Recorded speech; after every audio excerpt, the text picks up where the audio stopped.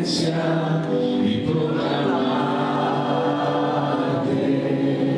Señor. Quiero llenar tu trono, Señor.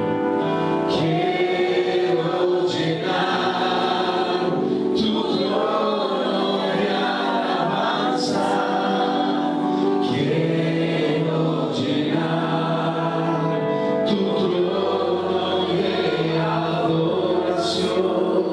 Quiero adorar, postrarme en tu presencia y proclamarte,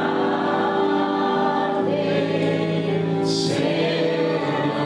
Dile fuerte, quiero llenar, Señor. Quiero llenar tu trono de alabanza. Quiero llenar tu trono de adoración. Quiero adorar, postrarme en tu presencia y proclamarte, Señor. Quiero llenar, Señor. Quiero llenar tu trono de alabanza. Quiero llenar tu trono de adoración. Quiero adorar, postrarme en tu presencia y proclamarte, Señor. Una vez más, quiero llenar tu trono de alabanza. Quiero llenar tu trono de adoración. Quiero adorar, postrarme en tu presencia y proclamarte, Señor. Señor, en esta mañana queremos adorarte y queremos exaltarte, Señor, con humildad y sencillez de corazón. Y cantar que te proclamamos, Señor, Señor de nuestras vidas, Señor de nuestros hogares, Señor de nuestras familias. Tú eres el Señor. Quiero llenar tu trono de alabanza. Quiero llenar tu trono de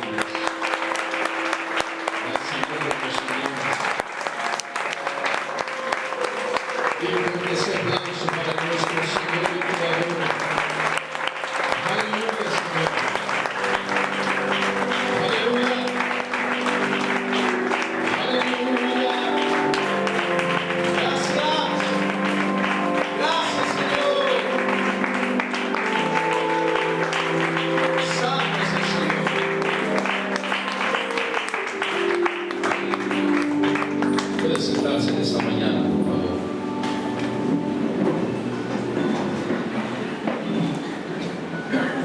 Regálele una sonrisa a la persona que tiene a su lado. Sonríale, ame a esa persona, es su hermano en Cristo.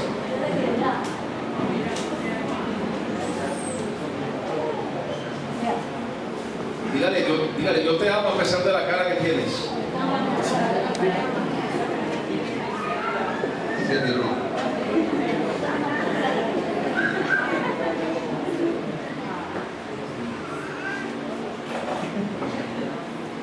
Gloria a Dios. ¿Alguien está agradecido con el Señor Jesús?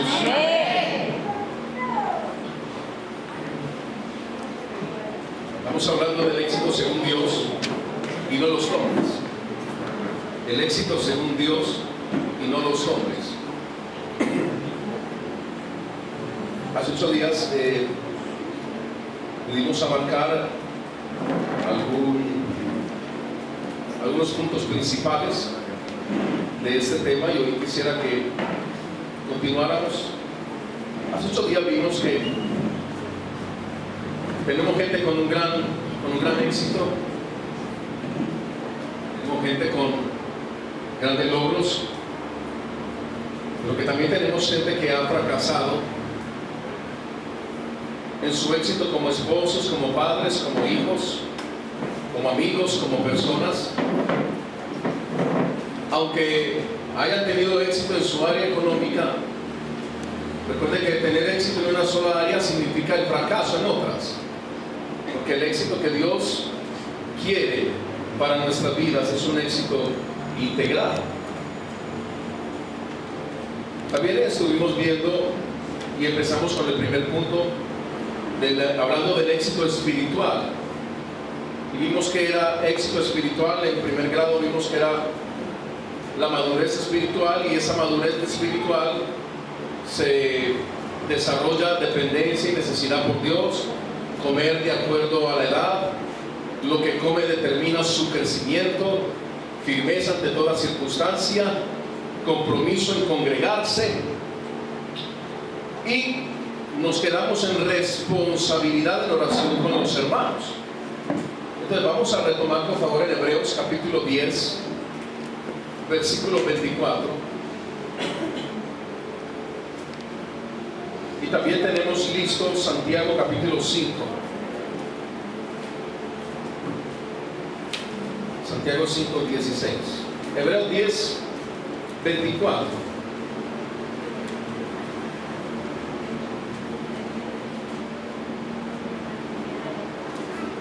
Vamos a meditar una vez más en lo que nos dice Hebreos 10, 24. Dice: y considerémonos unos a otros para estimularnos al amor y a las buenas obras. Estimularnos al amor y a las buenas obras. Sin duda alguna, una persona madura espiritualmente será detectada por eso. Será detectado porque se está estimulando continuamente al amor y se está estimulando continuamente a las buenas obras, pero a las buenas obras que tienen como base la obediencia a Dios, a las buenas obras que tienen como base la conducta adecuada que Dios está demandando de nosotros. O sea que desde este precepto, desde este punto, nosotros tenemos que evaluar y tenemos que mirar, quizás aún dentro de las iglesias y dentro de las congregaciones, a veces es necesario estar con los ojos más abiertos que con la gente del mundo. ¿Aló? Sí, te voy a explicar por qué. Porque abiertamente en el mundo se sabe lo que es aquí en Cristo. Uno sabe a qué atenerse. Pero dentro del Evangelio y dentro de la congregación, a veces se lleva uno unas sorpresas, unas cajitas de sorpresas que uno dice: pero yo no creí que este hermano me iba a decir eso, o yo no creí que esta hermana me iba a hacer eso, yo no esperaba eso de él, yo no esperaba eso de ella. Claro, hay que traer un equilibrio, que siempre nosotros, nuestra fe, nuestra confianza tiene que estar puesta en Dios y no en los hombres, ¿cierto? Maldito el hombre que confía en el hombre y pone carne por su apoyadero, pero bendito el que confía en ¿quién? En Jehová. Pero sobre eso tenemos que traer también el equilibrio, que definitivamente cuando somos una comunidad cristiana, esa luz de allá la pueden prender por favor para que le dé luz a los de allá. Sí, gracias. Cuando somos parte de una comunidad, entendemos entonces que estamos esperando lo mejor de nosotros mismos. Y yo creo que ha sido por la causa de que a veces entendemos bien, otros no lo entienden tan bien, la naturaleza del ser hermanos en Cristo. Voy a decirle algo. La naturaleza de ser hermanos en Cristo debería tener la tendencia más fuerte y más alta que aún de la familia en la carne. Amén. Más fuerte y más alta. ¿Por qué? Porque estamos creyendo lo mismo. Estamos adorando al mismo Dios. Estamos trabajando en pro del reino de la iglesia de Dios. Estamos luchando por mantenernos firmes en el propósito de adorar, de agradar a Dios en santidad, en humildad, en pureza, en prontitud, en rectitud, en integridad. Y como familia espiritual sabemos que iremos y partiremos al reino de los cielos y aún estaremos juntos por la eternidad con nuestro Padre Celestial. Amén. Entonces debería haber más respeto, más integridad, más transparencia dentro de la familia espiritual. Sí, porque a veces los lazos sanguíneos siempre se van a quedar cortos, y se van a quedar cortos por una sencilla razón, porque gran parte, no solo nosotros mismos, sino de nuestra familia, están inundados por una enfermedad que se llama pecado. Nosotros nos estamos deshaciendo mediante la sangre del Señor Jesús, nos estamos deshaciendo de esa enfermedad cada día. Entonces, cuando vemos cierto tipo de problemas dentro de nuestra familia y ciertas cosas, uno no debe sorprenderse, porque es gente que pertenece a una naturaleza caída y es normal. Que haya traición entre impíos es normal. Que haya traición entre sus familiares que son impíos es normal. Usted dirá, pero es que es mi sangre. Pero es que eso no alcanza. Así sea su sangre, eso no alcanza para ser recto. Ni tampoco alcanza para tener una afinidad completa. Bueno, no debería uno sorprenderse por eso.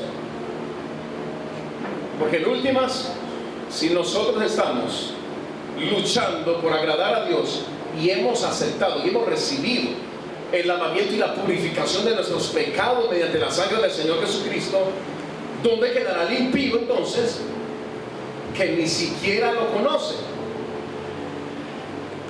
Debería haber una primacía y debería haber una superioridad en la familia espiritual. ¿Por qué? Se supone que estamos dejando crecer la naturaleza de Jesús cada día en nosotros. Si estamos dejando crecer la naturaleza del Señor Jesucristo cada día en nosotros, entonces nuestra convivencia y nuestra afinidad espiritual debería ser todos los días en pro a estimularnos a las buenas obras y al amor. Pero a veces es sorprendente como dentro de los mismos hermanos se estimulan a que hagan algo incorrecto muchas veces. Así es. Donde si usted cuenta un testimonio que es que a usted le devolvieron 10,000 de más, y a veces hay hermanitos que le dicen, yo no lo devuelvo, hermano, yo no hubiera devuelto eso, yo sí no soy boba. No, usted es muy avispada. Yo no soy boba, yo no devuelvo eso. ¿Cuántas veces no le han robado a uno? Oiga, yo no lo devuelvo.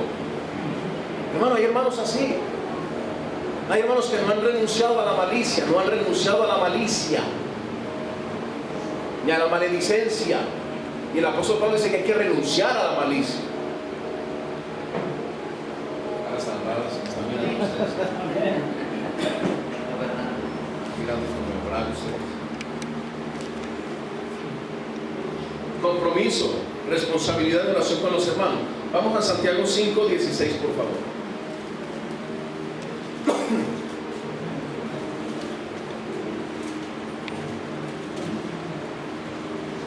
Santiago 5:16.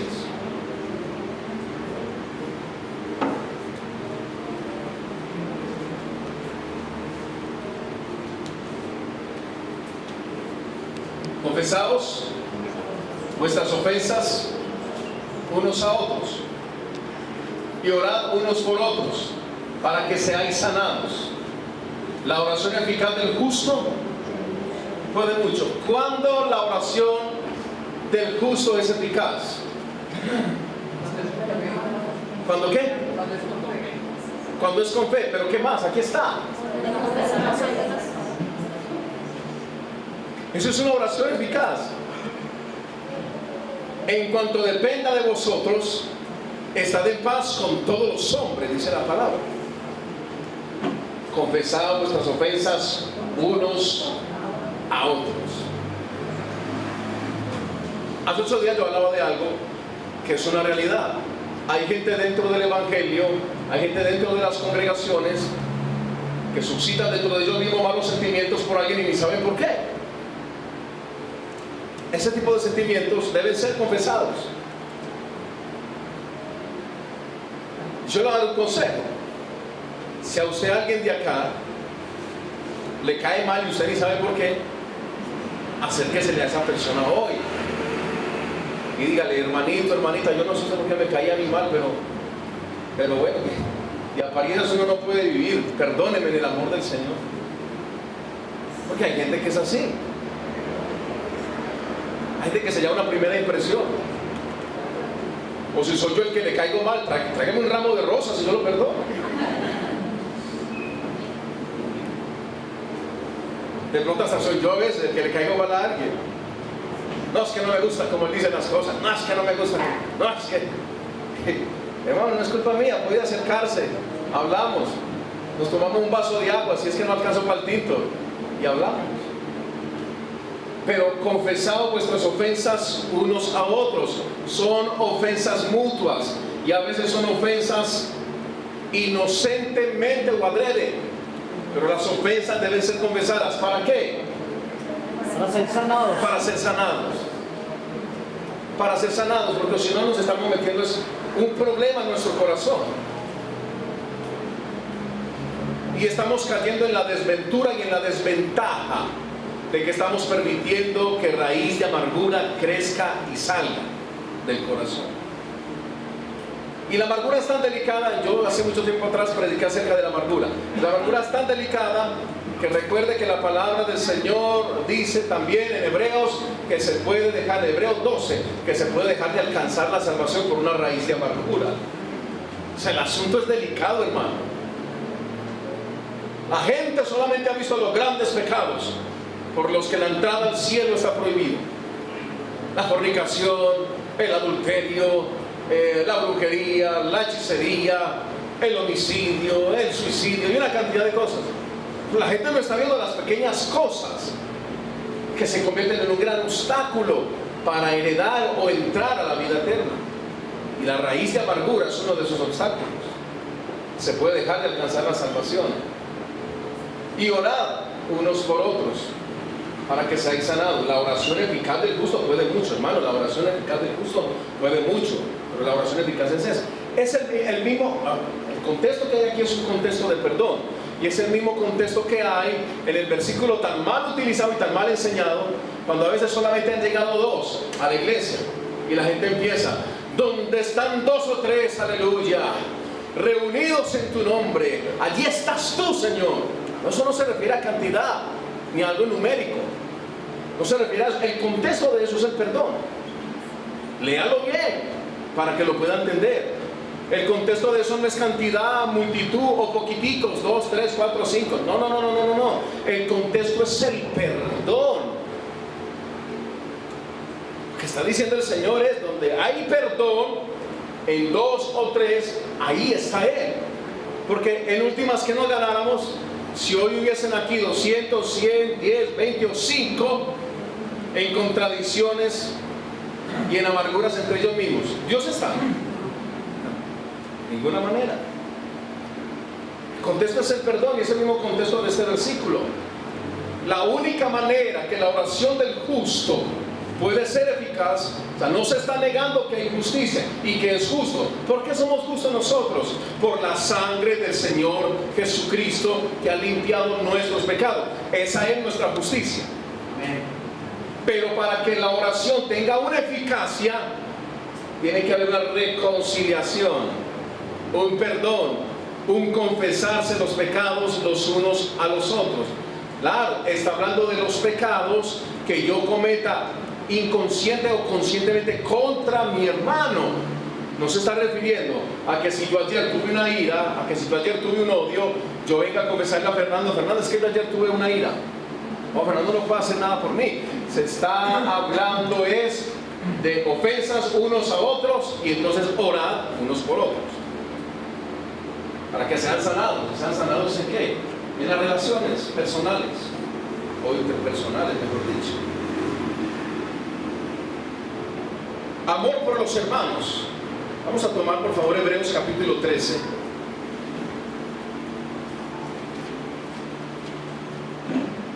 Capítulo 1, muy cortico pero muy contundente. Hebreos 13:1.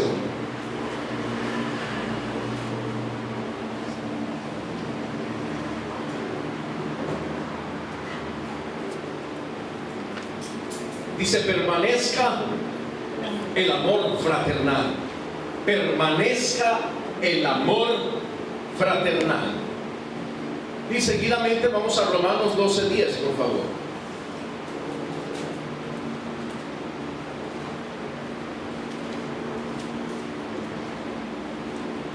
Romanos 12:10.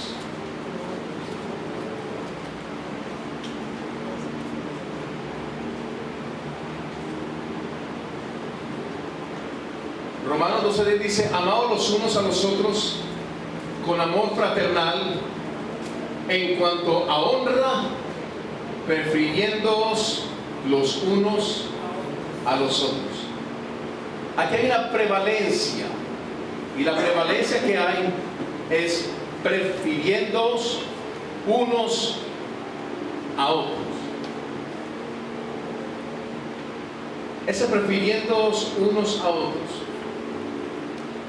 va unido con otro texto también, que dice que tenemos que hacer bien mayormente a los de la familia de la fe. Entonces, hay que tratar de ser congruentes, porque resulta que si hay alguna persona de afuera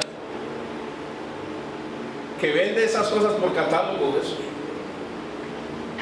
Jambal, pero hay alguien en la iglesia que también lo vende, yo debería preferir comprárselo al de la familia de la fe, ¿o no? Prefiriéndoos los unos a los otros, amaos los unos a los otros con amor fraternal, en cuanto a honra, prefiriéndoos los unos a los otros, en el honrar, en el amar, en el respetar. Hay muchas cosas que tienen que ser replanteadas dentro de la fraternidad cristiana como tal. Pero eso solo se da cuando vamos madurando espiritualmente. Estamos hablando de la madurez espiritual, del éxito espiritual. Bien, mi octavo subpunto del primer punto es: alguien que tiene éxito espiritual y madurez espiritual anhela y vive el reino de Dios manifestado. Lucas capítulo 11, versículo 2.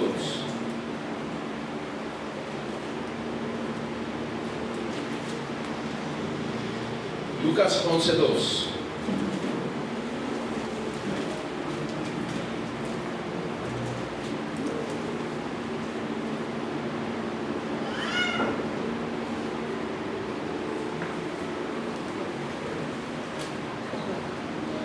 Y les dijo: cuando oréis, decid: Padre nuestro que estás en los cielos, santificado sea tu nombre, venga tu reino, hágase tu voluntad como en el cielo, así también en la tierra.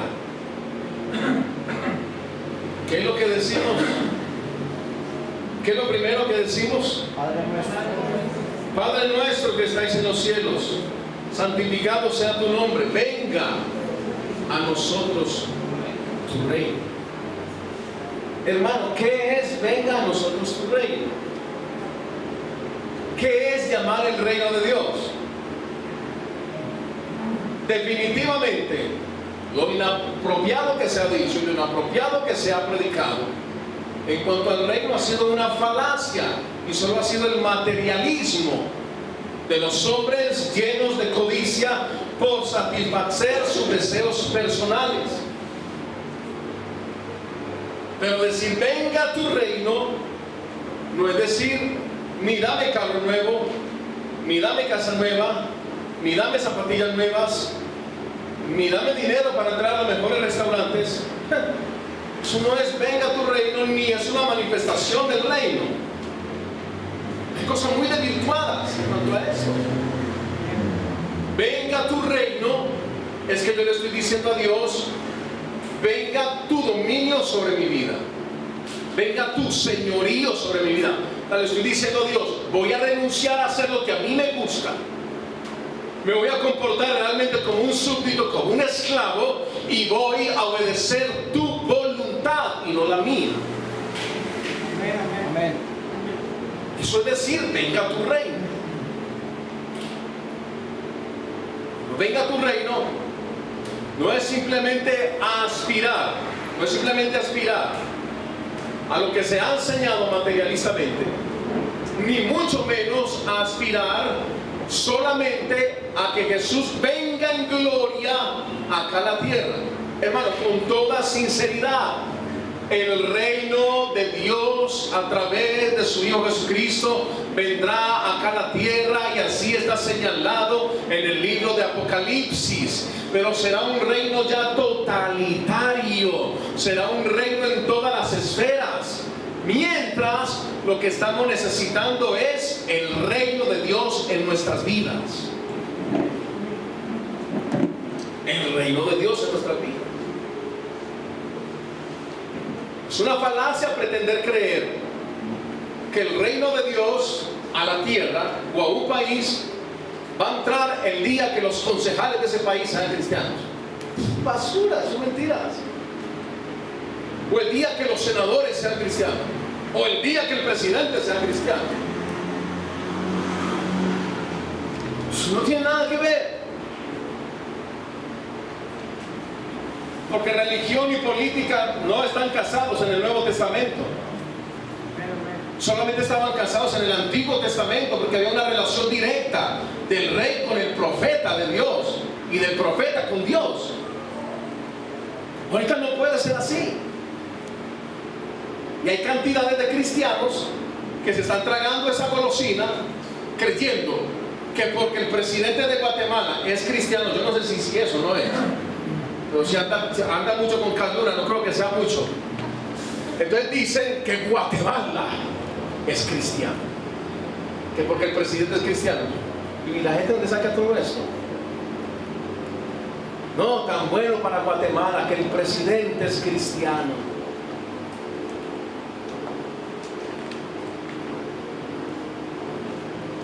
Cosas que uno no comprende, la gente cómo tiene esa apreciación.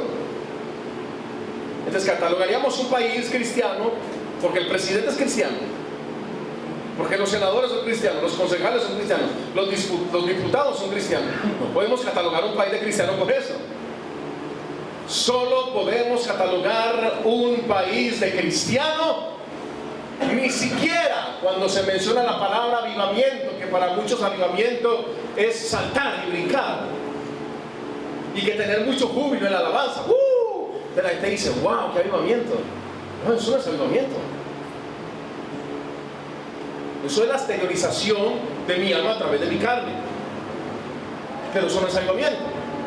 El avivamiento que explica o que habla la Biblia con el libro de los Hechos, la predicación del apóstol Pedro, es un avivamiento que nace primeramente con un precepto de arrepentimiento en el corazón, donde la gente aspira a un cambio y a una transformación interna. Eso sería un verdadero avivamiento. No saltar y brincar. Pero entonces alguien que tiene madurez espiritual está anhelando y está viviendo el reino de Dios para su vida, para su hogar. ¿Dónde necesitamos el reino de Dios? Lo necesitamos en nuestros actos. Lo necesitamos sobre nuestras malas costumbres, sobre nuestras malas palabras, sobre nuestros malos pensamientos, sobre nuestra carne, sobre nuestro pecado, sobre nuestra avaricia. Necesitamos el reino de Dios y que toda nuestra carne se someta a la voluntad de ese reino.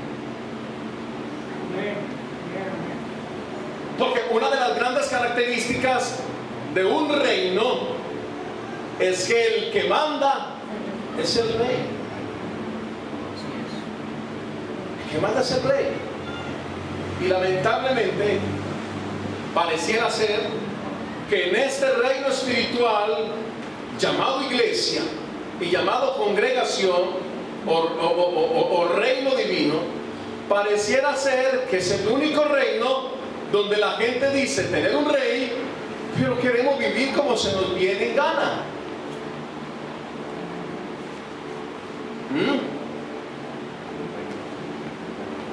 Queremos hacer lo que nuestra carne o nuestros caprichos nos piden.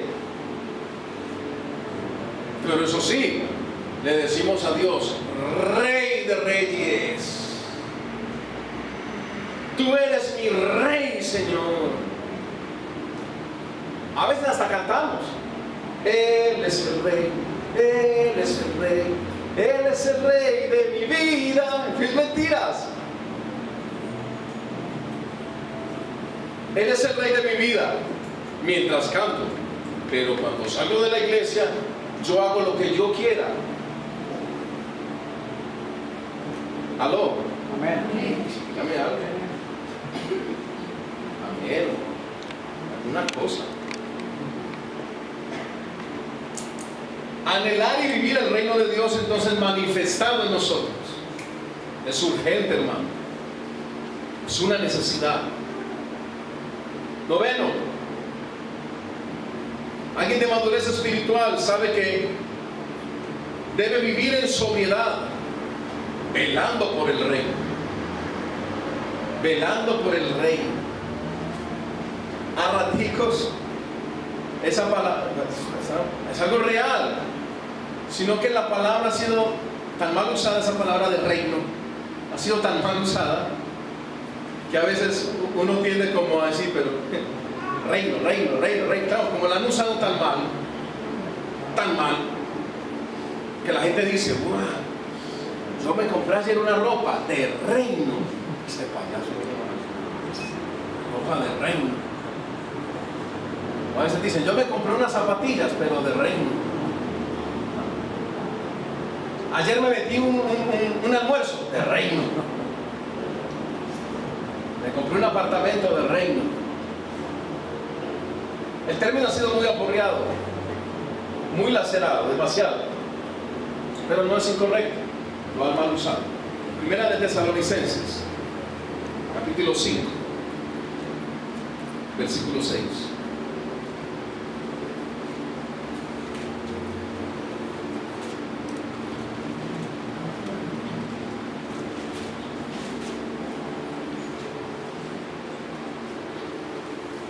Por tanto, no durmamos como los demás, sino velemos y seamos sobrios.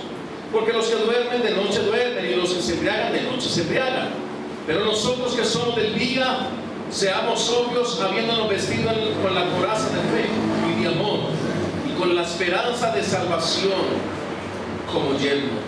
Porque no nos ha puesto Dios para ira, sino para alcanzar salvación por medio de nuestro Señor Jesucristo, que murió por nosotros, para que ya sea que velemos o que durmamos, vivamos juntamente con Él. Por lo cual, animaos unos a otros y edificaos unos a otros, así como que, ¿Cómo lo hacéis? como lo hacéis. No durmamos como los demás. Hermano, nosotros tenemos que mirar y tenemos que examinar que no estemos durmiendo como los demás. No es caer en un sueño físico, es caer en un sueño espiritual. Velemos que no estemos durmiendo. Velemos que no estemos viviendo como de noche, sino como de día. Seamos vigilantes de nuestra vida espiritual. Velemos, seamos sobrios. Recuerde que la palabra sobriedad también se ve en 1 de Pedro capítulo 5 versículo 8, donde el apóstol Pedro dice: sed sobrios y velad, porque vuestro adversario el diablo, como león rugiente, anda alrededor buscando a quien devorar. Se nos demanda una sobriedad. Una sobriedad. Usted sabe que cuando alguien está en su conducta alterada por causa del alcohol, es alguien que comete miles de locuras y dice miles de locuras también por la falta de sobriedad, porque su conducta está alterada. El pecado altera nuestra conducta, hermano, y nos roba sobriedad. Y cuando perdemos sobriedad, perdemos el sentido espiritual más grande que hay, el discernimiento. Es el sentido espiritual más grande que hay, el discernimiento. Porque yo necesito discernimiento para probar los espíritus, discernimiento para probar o juzgar alguna profecía, discernimiento para saber y entender los tiempos en los que estoy viviendo o estamos viviendo. Sobriedad. Décimo, alguien de madurez espiritual comprende que Cristo para él no vendrá como ladrón en la noche. No vendrá como ladrón en la noche. Y ahorita lo leímos, vamos a leer el versículo 4. Mas vosotros, hermanos, no estáis en tinieblas, para que aquel día os sorprenda como ladrón. Cristo vendrá como ladrón para el que no lo está esperando. El que no lo está esperando es el que se va a sorprender. Pero el que lo está esperando se va a alegrar. Y no hay mejor manera de esperar una visita, hablando literalmente, no hay mejor manera de esperar una visita que cuando usted tiene la casa ordenada, tiene la casa barrida, tiene la casa trapeada, tiene la casa adornada, tiene la casa ajustada para recibir la visita, y usted también está vestido para la ocasión. Que no hay nada más incómodo que uno llegar de visita a un lugar y que lo reciban a uno en pijama, con los tubos en la cabeza, un cuchillo en la mano y un pedazo de cebolla en la otra. No hay nada más frustrante que eso para uno como ser humano. Si alguien está esperando a Jesús, si alguien está esperando su regreso, si alguien está esperando eso, ese alguien se está preparando y está preparando su vida, su corazón, su espíritu para poder morar en el reino de los cielos. Amén. Debe haber una preparación, porque el Señor vendrá, hermano, vendrá. Créalo la gente o no lo crea, estén muchos o no estén listos, pero la señal del Padre que sea dada a Jesús para que venga a esta tierra, no habrá más retraso y no habrá más demora. Ese día sin duda vendrá, y somos nosotros los que debemos estar listos.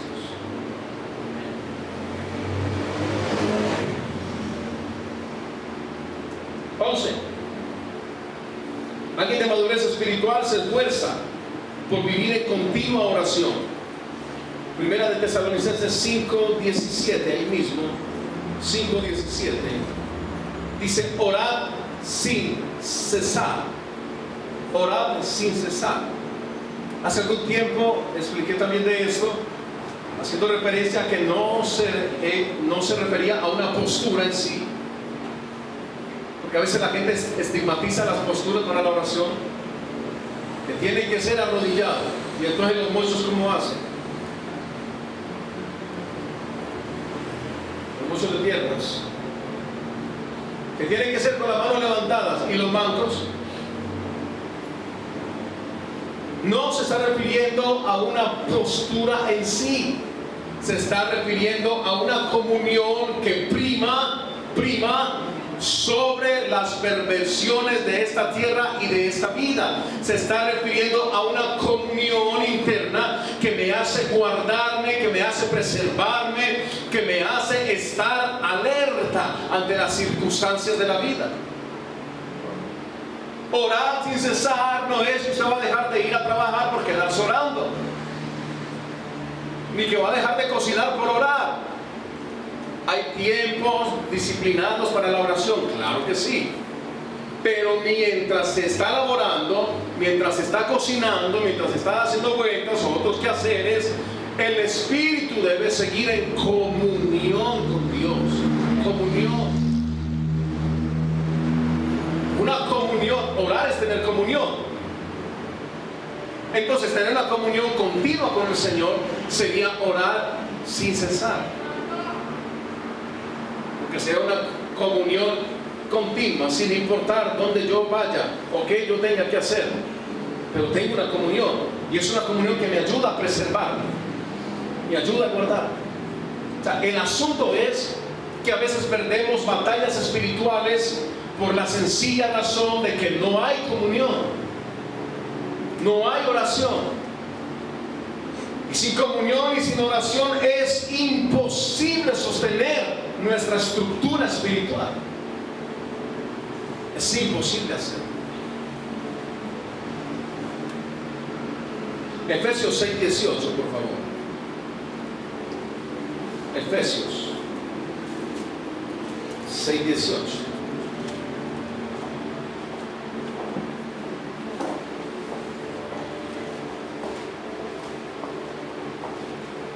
Orando en todo tiempo con toda oración y súplica en el Espíritu, y velando en ello con toda perseverancia y súplica por todos los santos. Orando en todo tiempo, ¿en qué? En toda oración. ¿En qué? En toda súplica. Con toda oración y súplica, ¿en qué? En el Espíritu. En el Espíritu.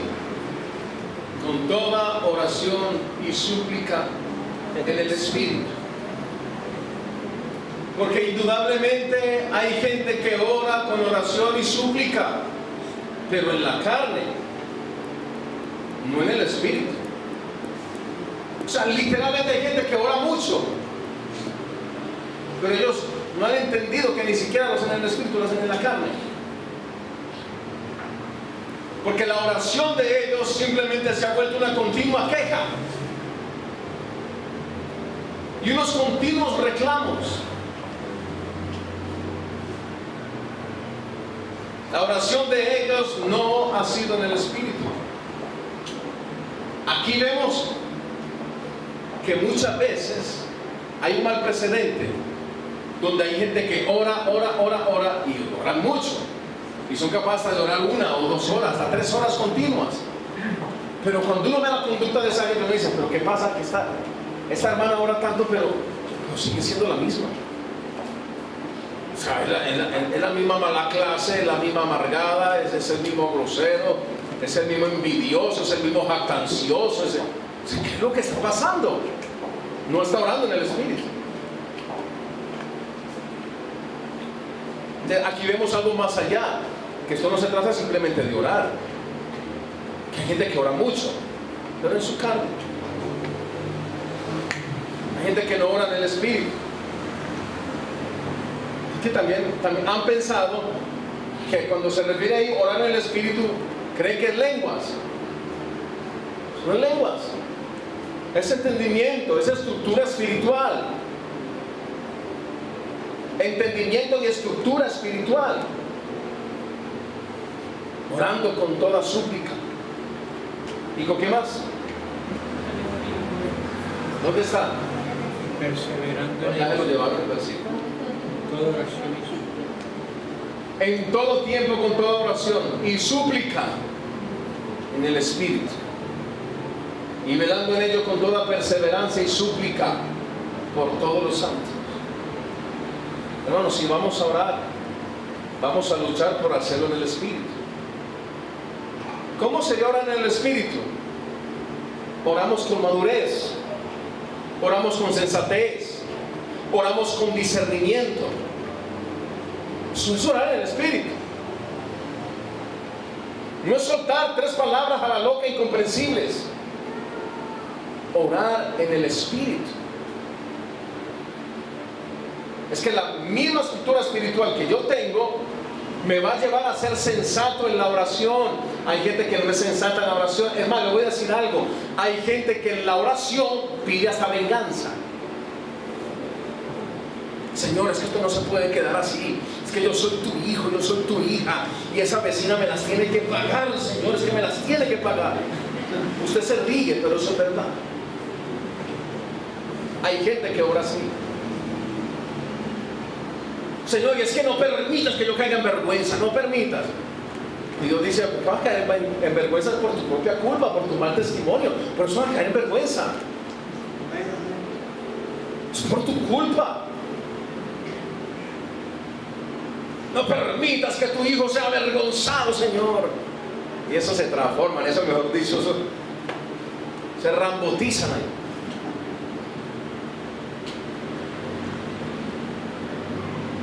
Son maneras inapropiadas de orar. Hay que orar en el Espíritu. Y orar en el Espíritu, le repito, es orar con el entendimiento. Orar con discernimiento, discerniendo, hay que discernir. En mi oración yo tengo que aprender a discernir lo que le voy a decir a Dios. Yo puedo llegar locamente a empezar simplemente a hablar y a soltar palabras, y a veces hasta las muchas palabras hay pecado.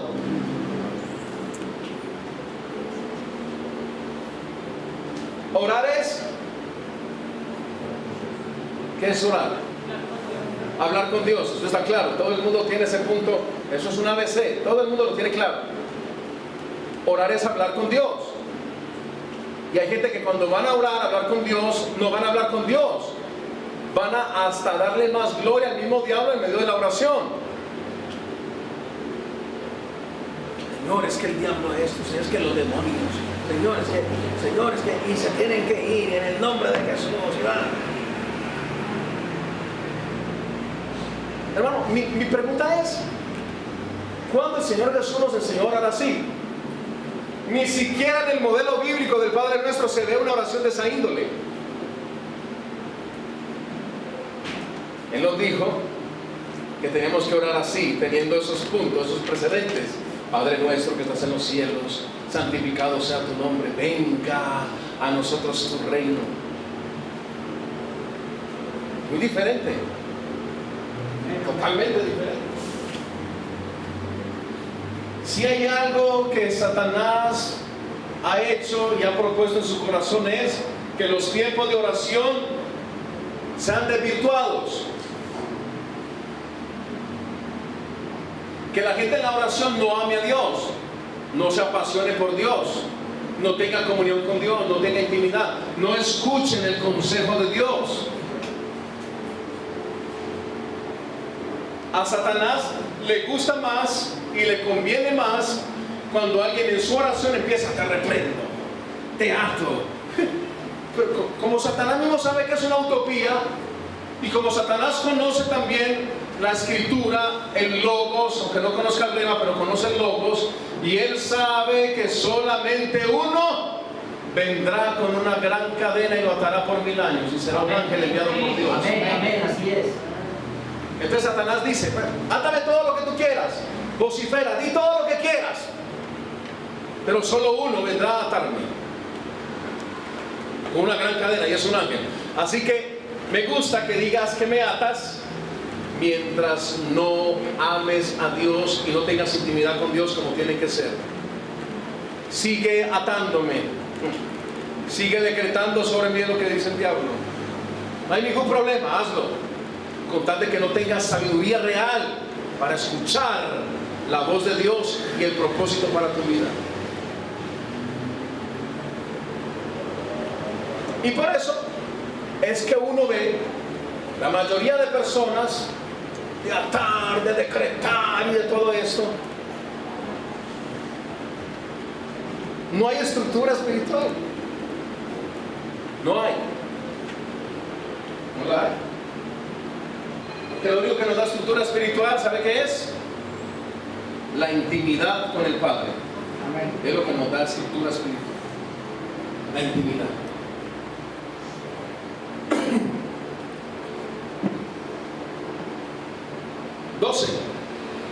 Alguien de madurez entiende el principio de autoridad. Romanos capítulo 13, versículo 1.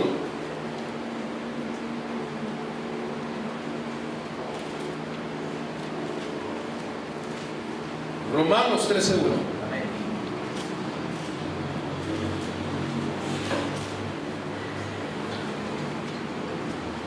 Sométase toda persona a las autoridades superiores, porque no hay autoridad sino de parte de Dios, y las que hay por Dios han sido ¿qué?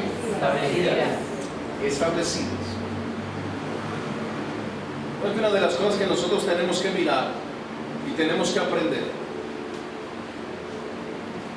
es la autoridad terrenal que debe ser respetada. Pero a la fecha tenemos gente que esto va a parecer chistoso y curioso, pero es verdad. A la fecha tenemos gente que les cuesta respetar una señal de tránsito. Y la señal de tránsito es una autoridad. Así de sencillo es. El semáforo es una autoridad. Y hay algunos Schumacher aquí que no lo respetan. Ellos se creen, mejor dicho. ¿Qué pasa? Respete el semáforo, que el semáforo está para respetarlo. Hay cosas de justicia que tienen que ser practicadas y hechas. Y tienen que ser practicadas y hechas desde la óptica y desde la pregunta de ¿lo haría Jesús? ¿Lo haría Jesús?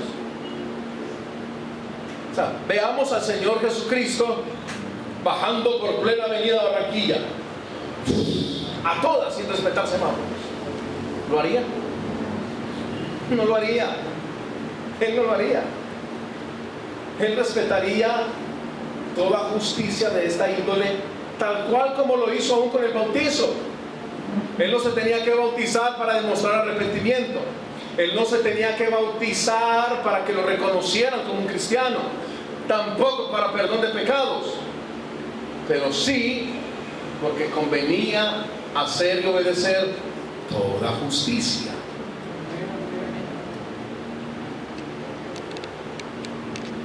Entonces, mucha gente lo que hace es sobrepasar esta ley y a veces cometen hasta el error. Bueno, hay cosas claras en esta vida que uno va aprendiendo y definitivamente sobre esta tierra uno aprende que no se discute ni con un profesor, ni con un policía, ni con un agente de tránsito. No se pelea. Ahí no hay que discutir, porque si discutes, el que pierde soy yo. Muy sencillo. Con un profesor no se pelea. Pelee con un profesor, hágale intento para que usted vea cómo le va en este próximo semestre. Aléguele a guarda de tránsito para que él vea que el comparendo se lo pone todavía con más gusto. Haga el intento. Y hay gente que dice que va, es que yo no me la hago montar de nadie. a esos corruptos hay que ponerlos también ahí a línea, porque es que como así, yo me hago respetar. Y me dice, esta gente que tiene en la cabeza. Y a veces son cristianos que dicen que se van a enfrentar a un policía o a un guarda de tránsito. No entienden el principio de respetar una autoridad. Que es que los policías son muy corruptos. Hermano, eso es problema de ellos. Es de ellos. No es el problema nuestro. Nosotros tenemos que aprender a respetar las autoridades terrenales. Claro que hay puntos de equilibrio y hay puntos donde nosotros tenemos toda tranquilidad de no someternos a las leyes naturales, como en los momentos donde están legislando todo para el homosexualismo y el lesbianismo y toda esta cuestión y toda esta perversión. Hay momentos donde nosotros podemos levantar nuestra voz y podemos decirlo por una sencilla razón, porque es necesario obedecer primero a Dios que a los hombres, y prima primero la obediencia a Dios que a los hombres en casos como ese. 13. Alguien de madurez espiritual tiene definido de quién es amigo. Santiago 4:4.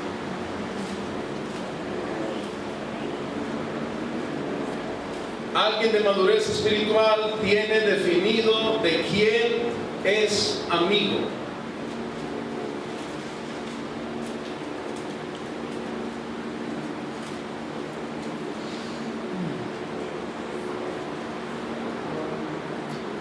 Oh almas adúlteras, ¿no sabéis que la amistad del mundo es enemistad contra Dios? Cualquiera pues que quiera ser amigo del mundo se constituye enemigo de Dios. Oiga eso, se constituye. Ya es una constitución. Se está declarando abiertamente enemigo de Dios. Cualquiera pues que quiera ser amigo de este mundo se constituye enemigo de Dios. Y aquí viene una pregunta para que usted solito se la responda. ¿Usted es amigo o enemigo de Dios?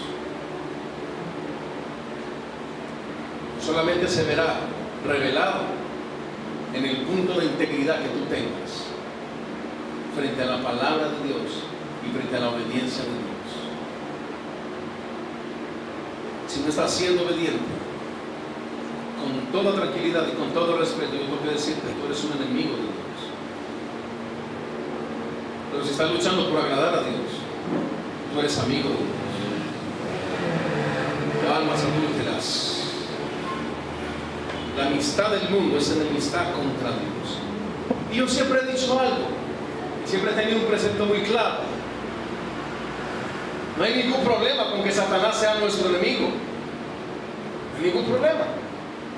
Satanás es nuestro enemigo, pero Dios es nuestra defensa. Entonces, del diablo nos defiende Dios. Pero si nuestro enemigo es Dios, ¿de quién nos defiende de él?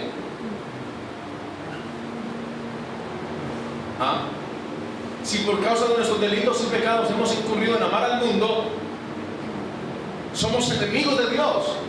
¿Y quién nos va a defender de Dios? Nadie. Nadie puede defendernos de Dios. Estaremos metidos en serios problemas si estamos en enemistad con Dios. Y termino por hoy en este punto, número 14. Alguien de madurez espiritual comprende la responsabilidad de orar por todos los hombres. Primera de Timoteo 2:1, por favor.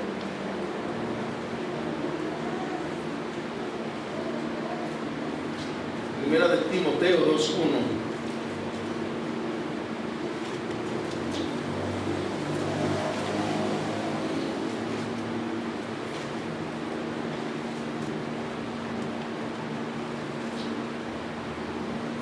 Exhorto ante todo que se hagan rogativas, oraciones, peticiones y acciones de gracias.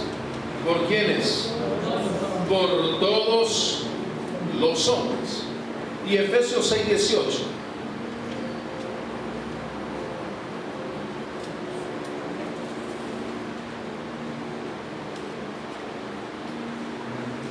orando en todo tiempo, con toda oración y súplica en el Espíritu, y velando en ello con toda perseverancia y súplica por todos los santos. Hermanos, definitivamente la súplica en el Espíritu y el velar en todo tiempo tiene que estar acompañado de un elemento vital. Un elemento vital. ¿Sabe cuál es? Ahí está. La perseverancia. Es un elemento vital. Perseverancia. Oración y súplica en el Espíritu debe estar acompañado de la perseverancia.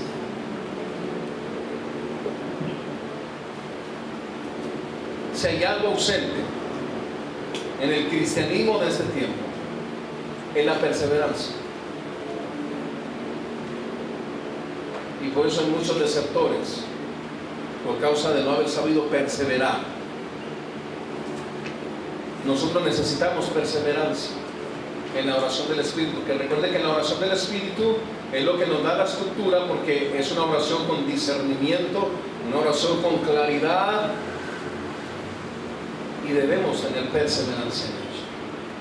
Vamos a orar y démosle gracias al Señor por hoy. Ya aspiro dentro de 8 días terminar en esta predicación. Padre, te damos gracias en el nombre de tu Hijo Jesucristo. Gracias por tu palabra. Tu palabra es nuestro alimento, Señor. Tu palabra es lo que nos sostiene. Y tu palabra es lo que nos corrige, Señor. Somos transformados y somos cambiados, Señor Jesús. Lámpara es a nuestros pies tu palabra y lumbrera nuestro camino. Señor, ayúdanos a que realmente podamos tener la consistencia espiritual y a que podamos desarrollar cada día más madurez espiritual. Reconocemos nuestras faltas, reconocemos nuestros errores, reconocemos nuestros pecados, pero también reconocemos la gran urgencia que tenemos por estar en paz contigo cada día, Señor. Ayúdanos a ser perseverantes. Ayúdanos a avanzar en madurez, Señor, espiritual. Ayúdanos a ser conscientes de que estamos en una batalla, estamos en una guerra, que tenemos que pelearla en serio y con gran prontitud, Señor. Te damos gracias, Señor Jesús. Muchas gracias por tu paciencia, por tu amor, por esa misericordia tan grande que tienes para con nosotros, Señor. Sabemos que somos indignos y que somos inmerecedores de tan hermosa gracia, Señor. Inmerecedores, Señor, inmerecedores. Dele gracias al Señor Jesús, ahí donde está, por favor. Dele gracias, Señor.